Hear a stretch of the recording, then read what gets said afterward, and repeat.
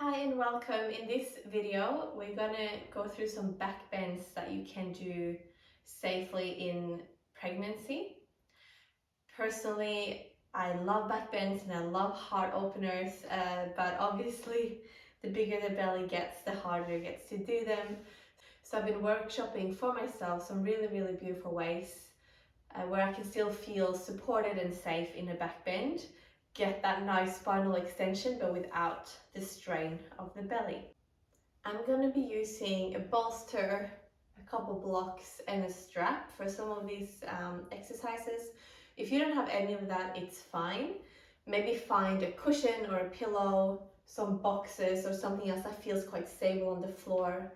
For the strap, you can use a belt or a t-shirt or a therraband, whatever you have available that it's a bit long. And once you have what you need, meet me on your mat.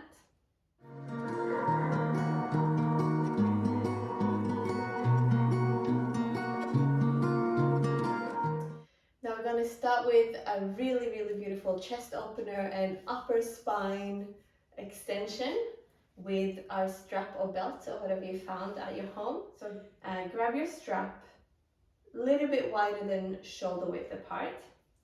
And let's create some length in the spine here first. Make sure you're not hanging into your mid-back, which can happen quite a lot in pregnancy. Hug your baby up and in. Create a nice long spine. And keep that activation in your core as you bring the arm bones by the ears. Make sure that you didn't let your ribs just sink out there. Bend the elbow straight behind the head. Notice the strap at the back of your head here. So the elbows are going to stay where they are. And then we're going to reach the hands away, so the strap away from the back of the head. This might be more than enough for you. If you can, pull up your lower belly again and then lift the chest up, maybe gaze up, and then reach those hands away from you and feel the opening across the chest, the slight back bend in the upper spine. We're just going to breathe into that space for a few moments.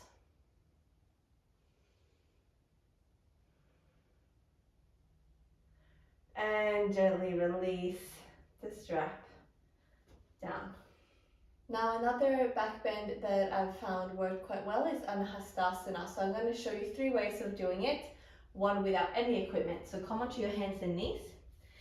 My knees needs to be quite wide in this position because my belly can't fit otherwise. So wider than normal knees if that's needed for you. And option 1 is just to come down to the elbows. Let the hips reach towards the sky and maybe just drop the head down towards the floor. That might be enough for you to stay. If you can, stretch your arms forward, drop the crown of the head to the floor and the elbows down.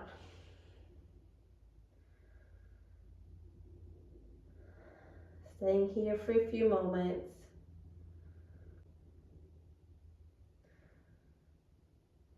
And then gently coming back up.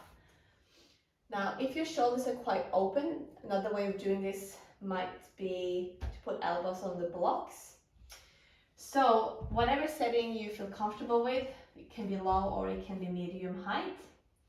Find about your shoulder width apart here. And then bring the elbows down towards the end of the block, the furthest away from you. Bring the palms of the hands together and then the same thing, head melts in between. Ooh, I have to readjust my feet. And then let the palms come towards the back of the neck. A little bit of a more intense stretch for the shoulders here. Not for everyone.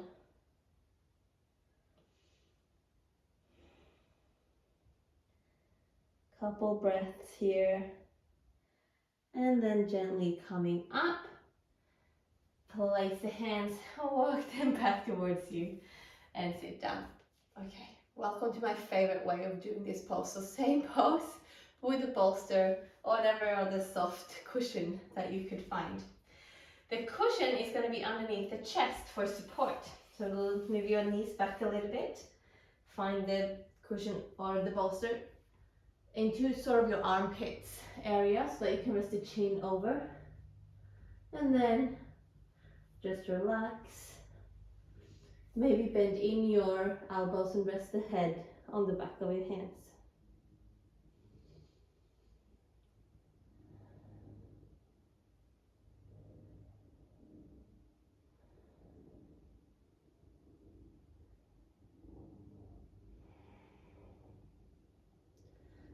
Such a nice passive opening here. It's fully supported on something nice and soft.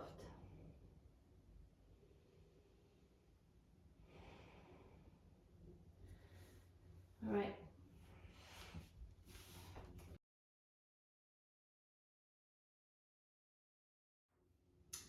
Okay, last back bend that we're going to go through. This is sort of the pose that we've been working our way towards, and it's camel pose. So come up onto the knees. Place the knees underneath the hips or maybe a little bit wider, whatever feels supported for you.